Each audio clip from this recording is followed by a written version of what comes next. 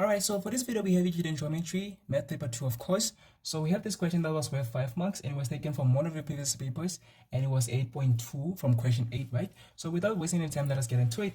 So it had said, in the diagram, O is the center of the circle and ABCD is a cyclic quad or quadrilateral. OB and OD are drawn, right? So that is all that I've been given. Of course, we have a diagram here which I've already prepared or drawn, right? And it also said, if O1 is equal to 4x plus 100 degrees and C is equal to x plus 34 degrees, calculate given reasons the size of x, the one divided of x, right? So what have we been given? So they've given us that O1 is equal to, what is it, 4x plus 100. So we have 4x plus 100 degrees, and they've also given us C, and they say that C is equal to x plus 34 degrees. So this is what we've been given, and we're going to utilize this information to determine the value of x. Right, so let us write down the information that have been given in the diagram. So we have O1 is equal to 4x plus 100. So we have O1 here. So O1 is 4x plus 100 degrees, and we're going to have to I don't know how to highlight it.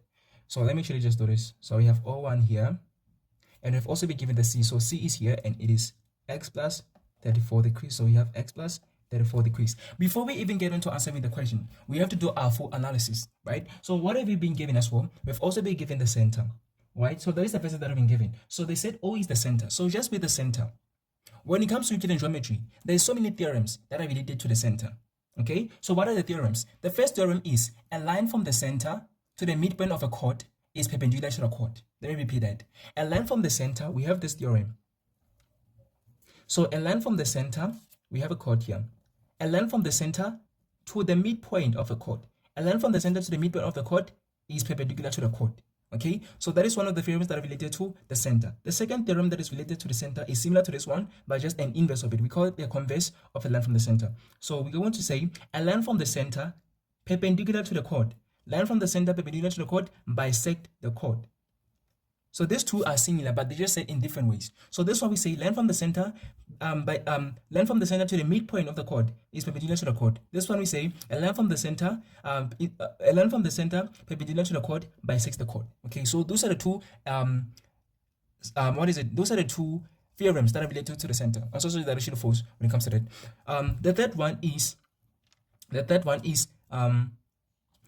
the angle at the center subtended by a certain arc or a certain chord is twice the angle subtended by the same arc or chord at the circumference.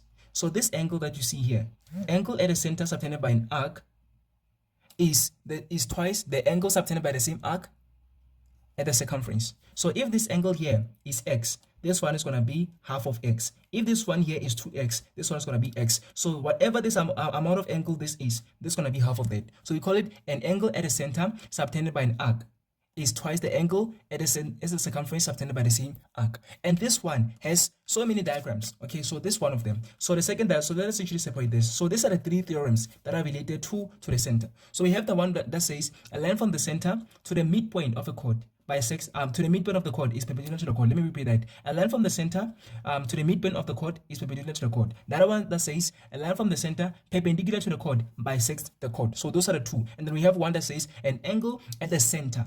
So we're still talking about the center. An angle at the center subtended by a chord or an arc is twice the angle subtended by the same chord or arc at the circumference. Right. So this one has 4 different diagrams. So we have this one. We also have the one that looks like this.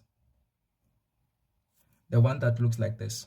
So we have an angle at the center is twice the angle at the circumference. I don't know if you can actually see it. Okay, I hope that you can. So we have an angle at the center here, which is a reflex angle. This is a reflex angle. It's twice the angle at the circumference, which is an obtuse angle. So this is twice that. So that is the second diagram. The third one is this one. We have a center here, and then we have something that looks like let me see, this, and then I guess this. Okay, so we have something like this. So we say an angle at the center, which is this one, an angle at the center subtended by an arc. An angle at the center subtended by an arc is equal to is twice the angle subtended by the same arc at the circumference. So that is the third diagram. So this angle is twice that angle. This angle is twice that angle. This angle is twice that angle. Okay, so that is the third diagram of the same theorem. The last diagram is let me see.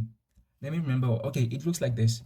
So it looks like I wanna make sure that I draw the correct one. Okay, it looks like this. So we have this, and then that. Okay, so it looks like this. So we have a center here.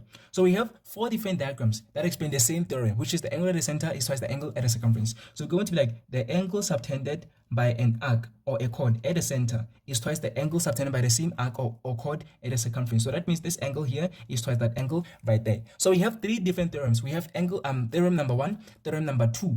We also have theorem number 3, which is angle at the center is twice the angle at the circumference. The other people say we also have this theorem that says an angle in a semi-angle is a right angle. So an angle in a semicircle is a right angle. As you can see that this that you see here is a I don't know why I say semi-angle, semicircle, okay? So this angle, this that you see here is a semicircle. So the angle in that semicircle, that means angle subtended by a diameter is 90 degrees. An angle subtended by a diameter is a 90-degree angle.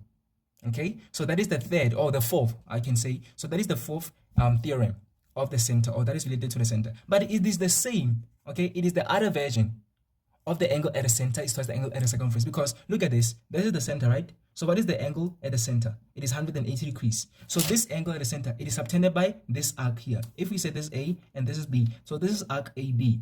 This arc AB subtends 180 degree angle at the center. And it subtends what? It subtends 90 degree angle at the circumference. So it is still angle at the center is twice the angle at the circumference. Just that it's a different version of that. It's a special type of angle at the center is twice the angle at the circumference. So it makes its own theorem. But it comes from the angle at the center is twice the angle at the circumference. Okay? So that means we have 4. We have 1, 2, 3, and then 4 theorems that are related to the center. So by just them giving us that O is the center of the circle, we have to be aware of the theorems that we may actually need to apply. They're also saying that we have ABCD, which is a cyclic quad. So we have theorems that are also related to the cyclic quad. What are they? There's 3 of them. So we have 4 theorems that are related to the center, and then we also have 3 theorems that are related to the cyclic quad. We must be aware of them and also know that we may actually need to apply some of them in the diagram that we have here to solve for x. So this is not just us solving for x. We need to also be aware of the theorems that are related to the theorem that are related to the diagram to help us to find the value of x. So now we have done the theorems that are related to the center. Now we're going to do the theorems that are related to the cyclic quad. So there's 3 of them. What are they? The first one is opposite angles of a cyclic quad are supplementary. So if we have a cyclic quad that looks like this is a cyclic quad. Why? It is a quadrilateral that is inscribed in a circle. Okay, so this is a cyclic quad because it's a quadrilateral that is inscribed in a circle. So the opposite angles of a cyclic quad, they are supplementary. So these 2 angles that you see here, they are opposite, and their sum must give us 180 degrees. The very same applies to these 2 angles. So these 2 are opposite, and they must give us 180 degrees. Their sum must give us 180 degrees. So we say the theorem is opposite angles of a cyclic quad are supplementary. Supplementary means that the sum is equal to 180 degrees. That is the first theorem. The second theorem says angles in the alternate segment are equal. As long as we have, let me say we have a cyclic quad that looks like this. We have a cyclic quad. So what you're going to do is from the vertices of the cyclic quad, we're going to connect the opposite vertices. Okay, so we're going to join the opposite vertices. So that means this vertex here and that vertex are opposite. We're going to join them, and this vertex and this vertex are opposite. We're going to join them. So we're going to form something that looks like a cross. Okay, so since this that you see here is a cyclic quad, it looks like this one, but now just we have connected the vertices. Then we're going to say angles in the alternate segment, angles in the same segment, not alternate. Angles in the same segment are equal. That means this angle is equal to this angle. Angles in the same segment are equal. Angles in the same segment are equal. It is still the same as angles subtended by the same arc at the circumference are equal. So as you can see that we have a chord here, or we have an arc here. It subtends 2 different angles. Not that they're different, just that they are going in opposite directions. Okay, so this same arc, it subtends equal angles at the circumference. So we call them angles in the same segment are equal. So it means that this angle here is also equal to this angle here. The same thing, this arc here or this chord here, it subtends that angle at the circumference and also this angle at the circumference. Okay, so that is the second theorem, which says angles in the same segment are equal as long as we have a cyclic quad. That is the second theorem. The third theorem is the exterior angle of a cyclic quad. So if we have a cyclic quad that looks something like this, This is a cyclic quad because it is a quadrilateral that is inscribed in a circle. So we have a cyclic quad that looks like this. If we extend any of the lines or any of the sides of the cyclic quad, then we're going to have an exterior angle. For example, let us extend this side. If we extend this side, we're going to have an exterior angle which is like that. Okay, so this is the exterior angle. So according to the theorem, this exterior angle, it is equal to the opposite interior angle. So we're going to go inside and then go opposite. We're going to go inside and then go opposite. So when we go inside and opposite, that angle, that is interior opposite, it is equal to that exterior angle. So that is the third rule or the third law of, or the third theorem of Euclidean geometry. Okay, so in a cyclic quad, the exterior angle of a cyclic quad is equal to the opposite interior angle. Let me repeat that. And what is it? An exterior angle of a cyclic quad is equal to an interior opposite angle. So we have about 1, 2, 3, 4, 5, 6, 7 theorems that are ready for us to utilize. So we're either going to utilize all of them or some of them to determine the value of x. So I needed to make sure that you understand that we have these theorems that are available for us to utilize to solve for x here. It is not just about solving for x, it is also about applying the theorems that you know in this diagram that we have here to solve for whatever thing that you're going to need us to solve. In this example, it is x. So now that you are aware that we're going to apply some of the theorems that are possible for us to actually utilize here, we're going to now go into the question. So the question says solve for x. So we're going to solve for x by applying some of them. First of all, let us identify the cyclic quad. So the cyclic quad is A, B, C, D. So it's A, B, C, and D. So that is the cyclic quad. Okay, that is the cyclic quad. Where is the center? This is the center. Right. So from the cyclic quad, we know that we have the theorem. Do we have an exterior angle? We don't have the exterior angle. So that means this one we're going to have to cancel. We don't have the exterior angle. Do we have the vertices being joined? No, we don't have the vertices being joined. A and C are not joined. B and D are not joined. Although they are joined through the center, they are not joined directly. So the fact that they're not joined directly, that means we don't actually have the second theorem. That means these two theorems of the cyclic quad, we're not going to consider them. But we're going to consider this one because opposite angles of a cyclic quad are supplementary. So these two sides here, that means A and C, they are supplementary. And the same applies to B and D. So B and D are also supplementary. That means that sum is equal to 180 degrees. But we don't have the B, we don't have the D. That means we don't actually have enough information regarding B and D. But we do have the C. That means we can actually find A because we have the C. And we have information that is related to A and C. Not A and C. A and C. Okay? Okay, let me actually say C and A. From now on, I'm going to say C and A. Okay? So we have information that is related to C and A. So we're going to find A by utilizing the theorem that says the two opposite angles of a cyclic quad are supplementary. So we're going to say angle A plus angle C, they must give us 180 degrees. What is the reason? Supplementary angles of a cyclic quad. Okay? So yeah, that is the reason. And then, okay, we don't have any information regarding B and D, so we're going to ignore that. But what about the center? By the way, this order we know regarding the cyclic quad.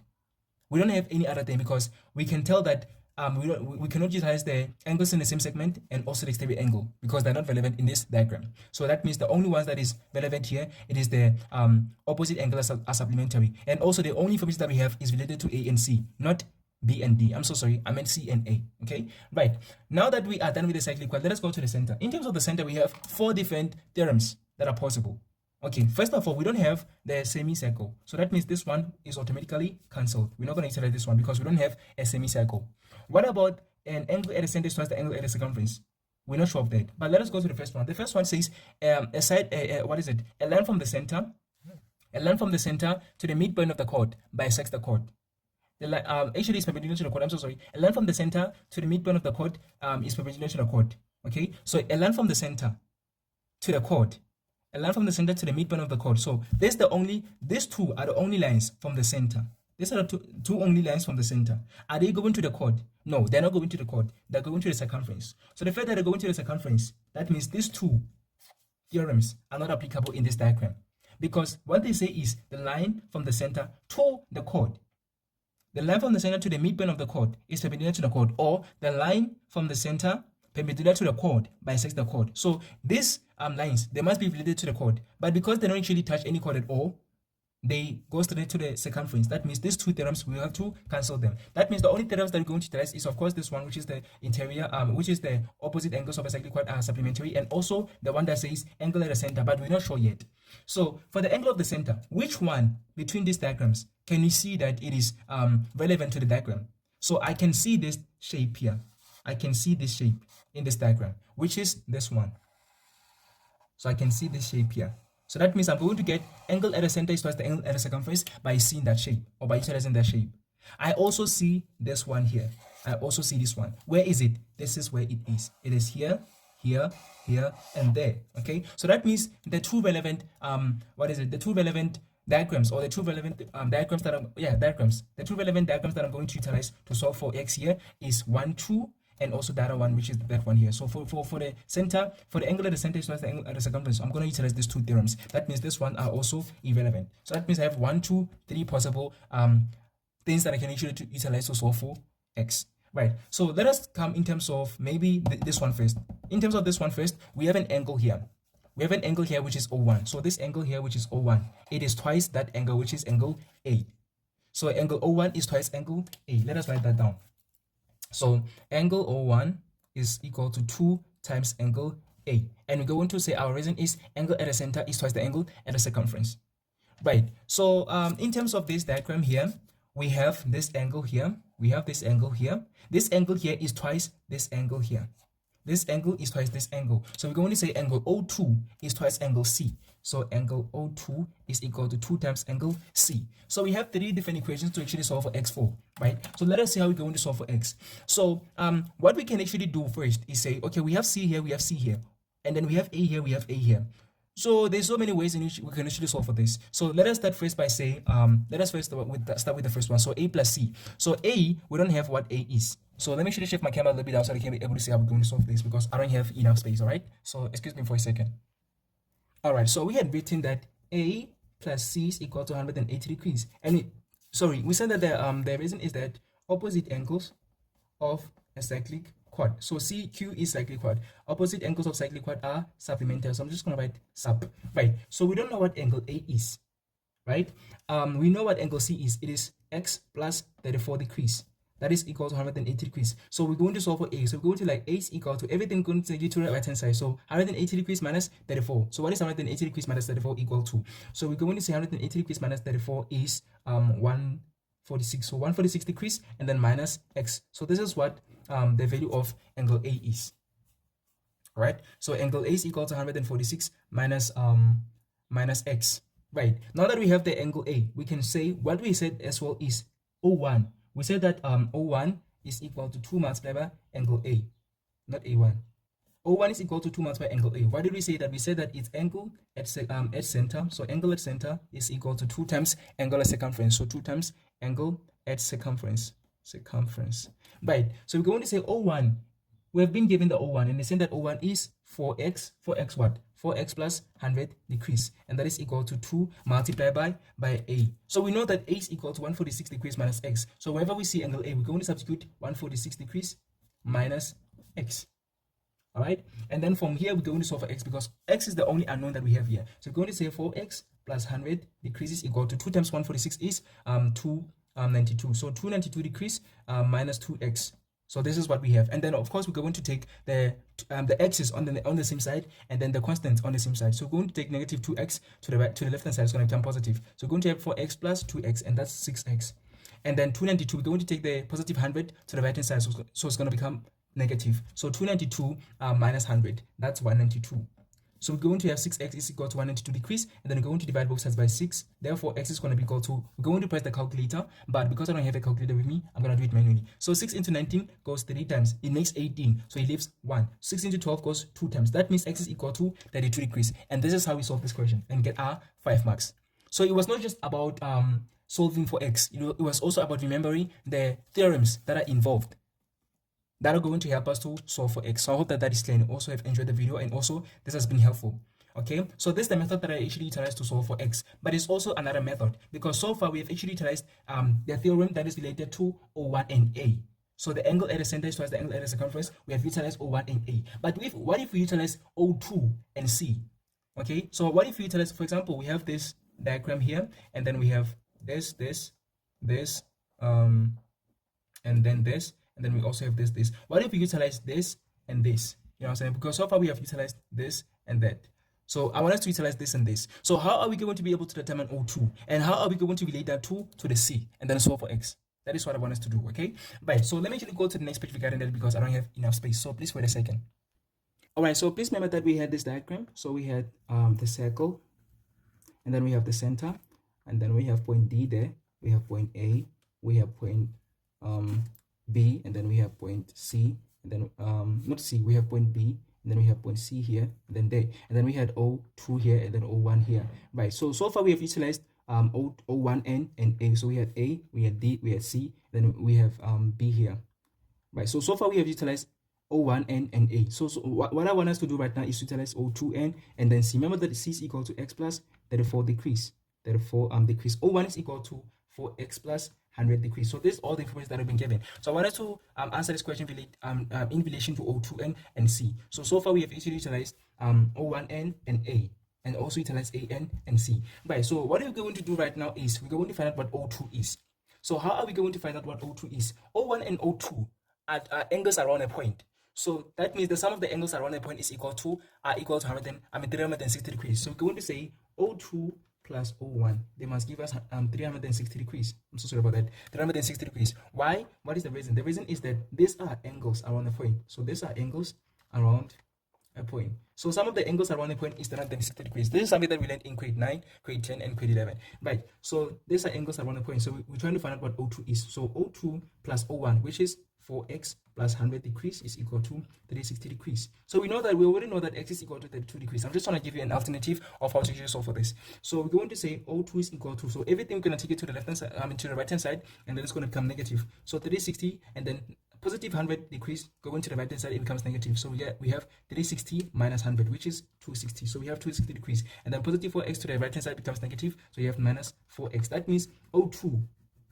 means O2 is equal to 260 degrees minus 4x. Now that we have O2, which is 260 degrees minus 4x, we're going to say O2 is 2 times C, which we also have. Okay, so we're going to be like O2 is equal to 2 multiplied by C. Why do we say that? It is because angle at center is equal to 2 times angle at circumference.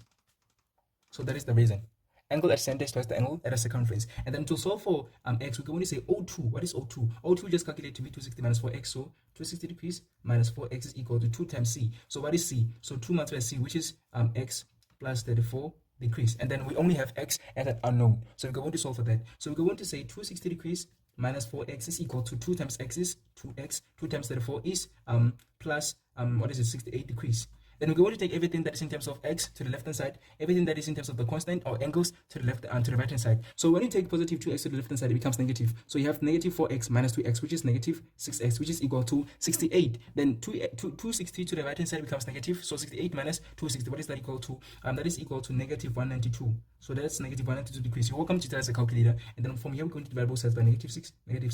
X is going to be equal to, the negative is going to cancel negative, or it's going to turn into positive. And then 6 into 19 goes 3 times. It leaves 1 because it makes 18. And then 6 into 12 goes 2 times. Therefore, we have 32 degrees. It doesn't matter which method you have utilized. Whether we utilize O1 and A or O2 and C, we're still going to get the same answer, which is x is equal to 32 degrees. And this is how we solve for this question. X is equal to 32 degrees. You're welcome to also solve to actually verify it by substituting back into the respective angles. That means you're welcome to say O1 4 times 32 plus 100, and then O2 is 260 minus 4 into 32. So you're welcome to say 4 times 32 plus 100, and also O2 is 260 minus 4 into 32, and then check if they're going to give you 360. And also for A, we said that what did we say A is? We said that A is equal to 146 minus x. So 146 minus x, so that is A. So you come to say 146 minus x, which is 32. At that time, what it is equal to, and then say 32 plus 34. And that's what it is equal to, and check if you add them, they're going to give you 180. If that is true, then of course that x is equal to 32, and that is correct. Okay, that is actually correct, but I'm just not going to do it in this video. But you're also welcome to verify yourself. Okay, so yeah, I hope that if you enjoyed the video and it's been helpful. I'm going to see you again in the next video. Thank you for watching to the end of the video. See you in the next one.